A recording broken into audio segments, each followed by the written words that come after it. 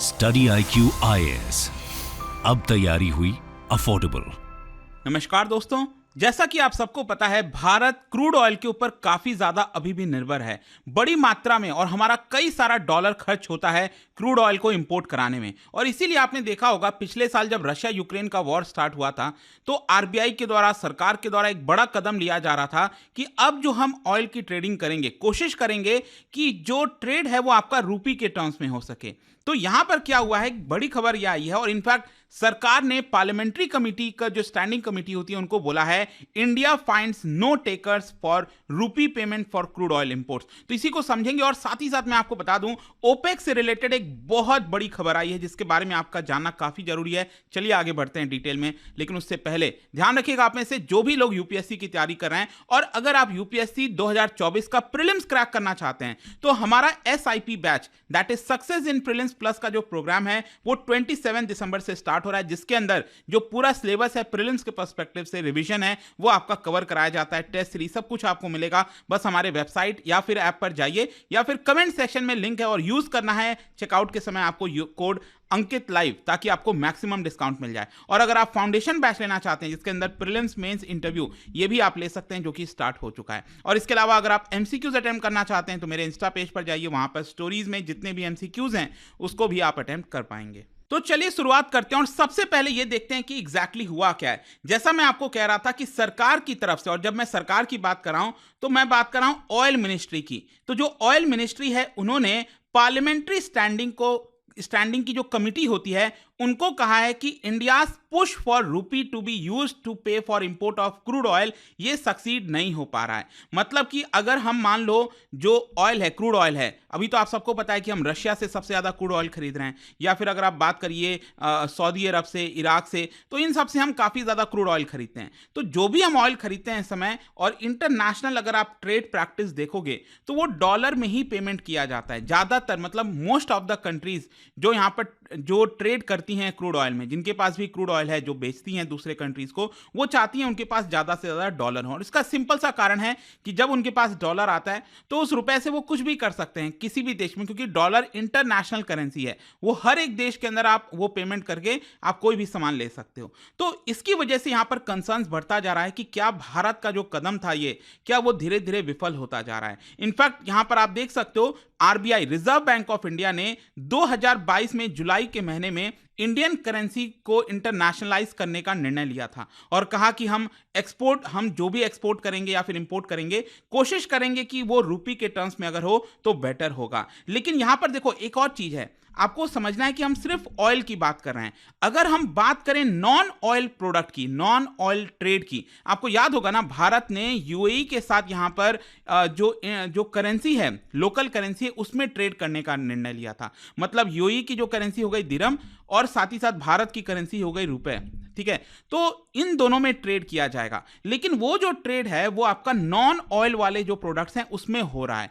तो उसमें तो धीरे धीरे हमें सक्सेस मिल रही है, लेकिन सबसे बड़ा क्वेश्चन है कि क्या हमें ऑयल वाले ट्रेड में सक्सेस मिलता है कि नहीं, क्योंकि सबसे ज्यादा अगर हम कोई प्रोडक्ट मंगाते हैं, इंपोर्ट कराते हैं, जिसके लिए हमें डॉलर्स पे करना होता है, वो ऑयल ही है। ठीक है, तो चलो यहां पर और थोड़ा सा देखते हैं कि एग्जैक्टली प्रॉब्लम क्या है, सरकार ने क्या कहा है। देखो सरकार ने यहां पर स्टैंडिंग कमेटी को यह बोला है कि ड्यूरिंग फाइनेंशियल ईयर 2022-23 जो लास्ट फाइनेंशियल ईयर था, कोई भी ऐसा ऑयल इंपोर्ट हम नहीं करा पाए हैं जिसमें हमने पेमेंट रूपी में किया हो। क्योंकि बातें तो काफी बड़ी बड़ी करी जाती हैं कि हाँ अब रूपी में होगा, चीजें होने जा रही हैं, लेकिन एक्चुअल रियलिटी है कि 2022-23 में कोई भी ऑयल इंपोर्ट अभी तक हम रूपी में नहीं करा पाए हैं। इनफैक्ट यहां पर क्रूड ऑयल जो सप्लायर है यूएई के साथ, ADNOC, उनका ये कंसर्न है बेसिकली, मतलब कि आखिरकार क्यों नहीं करा रहे हैं। मान लो अगर कोई सऊदी अरब हो गया या फिर कोई दूसरा देश हो गया, अगर वो हमें ऑयल दे तो हम उसको रूपी क्यों नहीं दे पा रहे हैं। क्योंकि अल्टीमेटली आपको ये समझना है कि जैसे मान लो सऊदी अरब का एग्जांपल लेते हैं। ठीक है,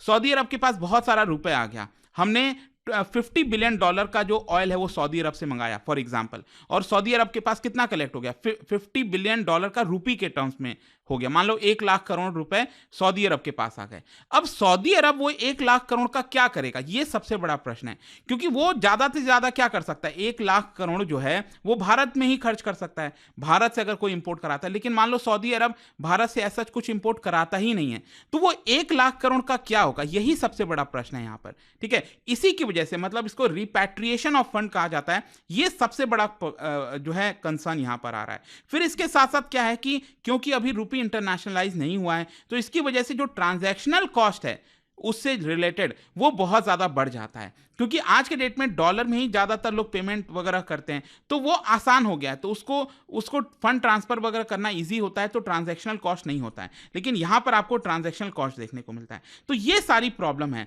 इनफैक्ट यहां पर यह भी बताया मिनिस्ट्री ने, ऑयल मिनिस्ट्री ने, कि इंडियन ऑयल कॉर्पोरेशन से जब पूछा गया इसके बारे में कि आप रुपी में ट्रेड क्यों नहीं कर पा रहे हो, तो इनका यह कहना था कि देखिए ट्रांजैक्शनल कॉस्ट बढ़ने की वजह से क्या होता है कि जो ऑयल सप्लायर है, जैसे मान लो सऊदी अरब हो गया, अगर वो हमें ऑयल सप्लाई कर रहा है नॉर्मल 100 रुपीज में, ठीक है, लेकिन ट्रांजैक्शन कॉस्ट बढ़ने की वजह से वो क्या करेगा, वो कहेगा कि हम आपको 110 रुपए में ही पे कर पाएंगे। मतलब इंडियन ऑयल कॉर्पोरेशन को 110 रुपए पड़ रहा है, तो अल्टीमेटली इंडियन ऑयल को क्या करना पड़ेगा, ये जो कॉस्ट है वो कंज्यूमर्स को बेयर करना पड़ता है, तो इसलिए ऑयल के प्राइसेस बढ़ जाते हैं एक तरह से हमारे लिए, पेट्रोल डीजल के। तो ये सारी प्रॉब्लम यहां पर आ रही हैं। और जहां तक आरबीआई का सवाल है, मैं जैसा कि आपको बताया कि आरबीआई ने ये सारा जो मैकेनिज्म है वो स्टार्ट किया था पिछले साल से, और यहां पर जो ऑयल फर्म्स हैं, चाहे बीपीसीएल हो, इंडियन ऑयल कॉर्पोरेशन हो, इन सबको बोल दिया था कि अगर आप रुपी में ट्रेड करना चाहते हो ऑयल का, तो वो आप कर सकते हैं। और इसके लिए यहां पर वोस्ट्रो अकाउंट वगैरह अगर आपको याद हो, जैसे कि मान लो अगर हम रुपी पेमेंट कर रहे हैं उसके लिए, तो वो रुपी जो वोस्ट्रो अकाउंट है, एक स्पेशल अकाउंट होता है, उसमें कलेक्ट हो जाता है। फिर सऊदी अरब जो चाहे उस रुपी का कर सकता है, अगर हमसे कुछ मंगाना है तो वो मंगा सकता है। लेकिन जैसा मैंने आपको बोला, प्रॉब्लम यहां पर यही है कि अगर वो देश हमसे कुछ मंगाता ही नहीं है उतना सारा, तो उसके पास तो बहुत सारा रुपए कलेक्ट होता रहेगा, और वो रुपए का क्या करेगा, it's of no use for them.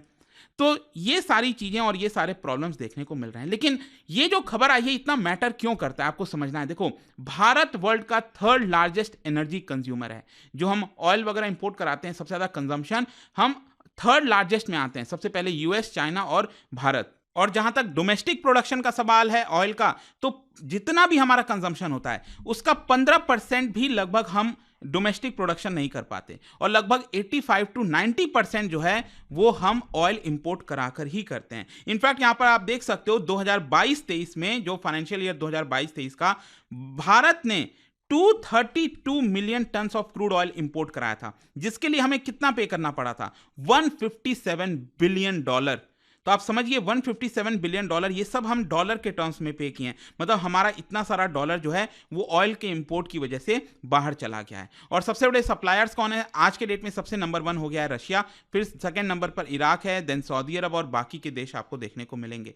In fact यहां पर आप देख सकते हो, ये जितना भी हम इंपोर्ट वगैरह कराते हैं, अगर हम रीजन वाइज देखें, मतलब पर्टिकुलर रीजन में, तो मिडिल ईस्ट से सबसे ज्यादा मंगाया जाता है। लगभग 58% ऑयल जो है हमारा कंजम्पशन का, वो अकेले मिडिल ईस्ट से आता है, सऊदी अरब, यूएई, इराक, ये सारे देश मिलाकर। और करंट फाइनेंशियल ईयर में अगर हम बात करें, अभी प्रेजेंट में, अब ये पूरा साल एंड भी नहीं हुआ है, आप देख सकते हो हमारा ऑयल कंजम्पशन लगातार बढ़ता ही जा रहा है, और ऑलरेडी हमने 152 million ton of crude oil April से नवंबर के बीच में मंगाया है। मतलब ये फाइनेंशियल ईयर आपको पता है ना, अप्रैल से स्टार्ट हो रहा है, तो हमने ऑलरेडी इतना मंगाया है, लगभग $113 बिलियन का। तो लगातार ये डॉलर्स जाते जा रहे हैं। और साथ ही साथ इस साल और अगले साल आपने देखा होगा कि यहाँ पर जो प्राइसेस हैं ऑयल के, वो भी बढ़ गए थे, तो ये भी कंसर्न है भारत के लिए। इनफैक्ट यहाँ पर एक और इंटरेस्टिंग चीज मैं आपको बताता हूँ।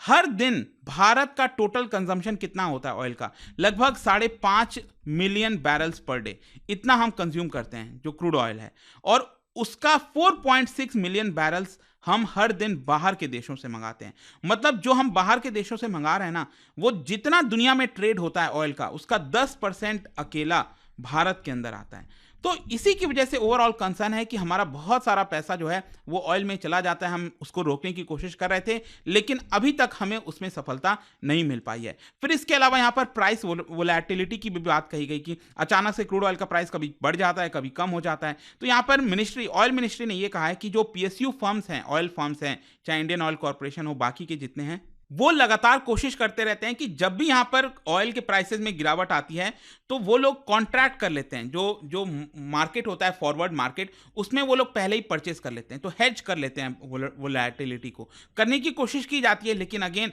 उसका डायरेक्ट असर हमारे फ्यूल में देखने को मिलता है। देखो, जब भी क्रूड ऑयल का प्राइस ऊपर जाएगा अल्टीमेटली उसका असर पेट्रोल और डीजल के ऊपर पड़ेगा, क्योंकि वहीं से उसको एक्सट्रैक्ट किया जाता है, जाहिर सी बात है। चलो, ये तो एक खबर हो गई। दूसरा जो मैं आपको कह रहा था, ओपेक से जो एक बड़ी खबर आई है, आपको पता होगा ओपेक का फुल फॉर्म होता है organization for petroleum exporting countries. मतलब जो बड़े देश हैं, जो ऑयल जिनके पास है, रिजर्व है, जो ऑयल को एक्सपोर्ट करते हैं, उन देशों की हम यहां पर बात करें, ओपेक कंट्रीज, तो इसमें लगभग 13 देश आते थे अभी तक।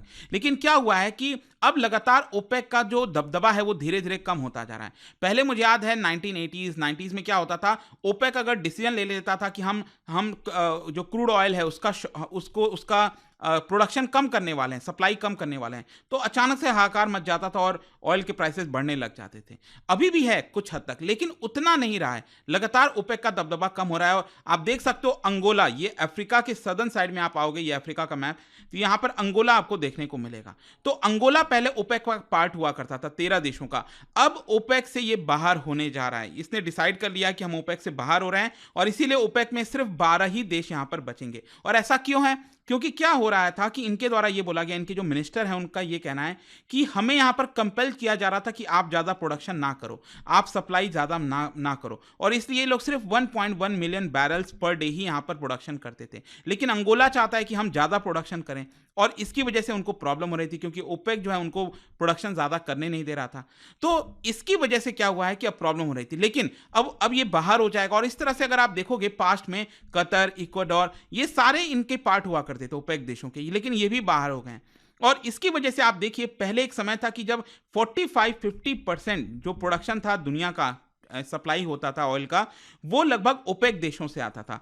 आज के डेट में ये घटते घटते मुश्किल से 27% हो गया। मतलब जितना भी ग्लोबल सप्लाई है ऑयल का, उसका 27% ही सिर्फ ओपेक देशों से आता है। और ये कहीं ना कहीं भारत के लिए पॉजिटिव खबर है कि यहां पर जब भी सप्लाई बढ़ेगा, आपको पता है प्रोडक्शन होगा, और तो इसकी वजह से जो पेट्रोल के दाम, जो क्रूड ऑयल के दाम है, वो यहां पर कम होने लगते हैं। जब भी सप्लाई बढ़ती है किसी भी कमोडिटी की, तो उसका दाम घट जाता है। तो वो भी एक खबर है। तो आई होप कि दोस्तों आपको समझ में आ गया होगा कि एग्जैक्टली ऑयल मार्केट से रिलेटेड यहां पर क्या चल रहा है, और कहीं ना कहीं भारत को एक दूसरा वे तलाशना होगा। शायद हो सकता है कि यहां पर जो ऑयल ट्रेडिंग कंपनीज हैं वो यहां पर रुपये में ट्रेड ना करें। खैर, जाने से पहले एक इंटरेस्टिंग क्वेश्चन, क्या बता सकते हो, क्योंकि हम अंगोला की बात कर रहे थे, इंडिपेंडेंस के पहले, मतलब अंगोला 1975 में आजाद हुआ था, इंडिपेंडेंस के पहले कौन से फॉरेन रूल के अंदर था ये अंगोला? इसका राइट आंसर आप सबको पता है, मेरे इंस्टाग्राम पर तो मिलेगा ही, वहां पर अगर आप नहीं हो कोई बात नहीं, टेलीग्राम से ले सकते हैं इसका सही उत्तर। मैं कई सारे जो MCQs हैं वो यहाँ पर स्टोरीज में डाला करता हूँ। बाकी अगर आपको PDF चाहिए तो टेलीग्राम पर आइए,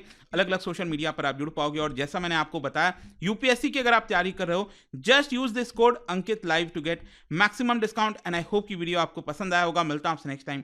till then, thank you very much, see you soon.